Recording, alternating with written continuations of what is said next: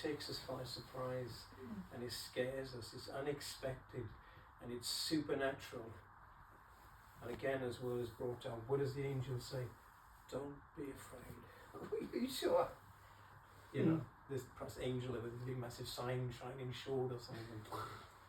And all of a sudden a big host of angels appears, and the angel saying, don't be afraid, don't be afraid, don't be afraid.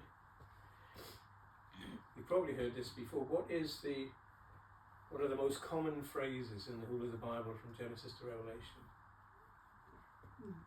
What is it?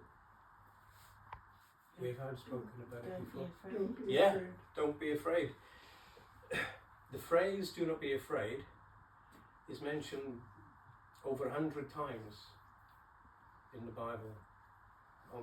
That would be a separate study in itself that would take a while. You know, I can mention just a few things, but there's over 100 places, and even back from Genesis all the way to Revelation, where God is saying, don't be afraid. When Jesus appears to John in Revelation, he says, don't be afraid, you know.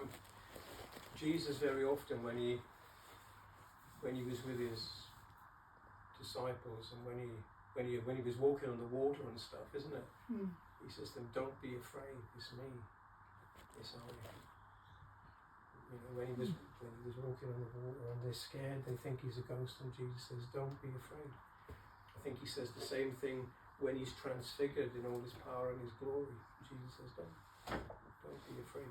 Even in the Bible story, when the angel appears to Joseph and to Mary, they're saying, don't be afraid.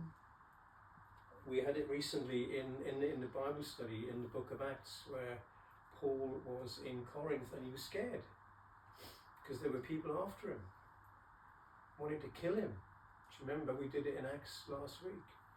And God speaks to Paul and says, don't be afraid, I'm with you, and no one is going to harm you to attack you, because I have many people in this city. Carry on, Paul, don't be afraid. You know. And there was another time when Paul was in a storm and God speaks and says, don't be afraid, you're going to get to the other side. And in Romans it says, God has not given us a spirit of fear, but of love, power and sound mind. God doesn't want us to be fearful. He wants us not to be afraid.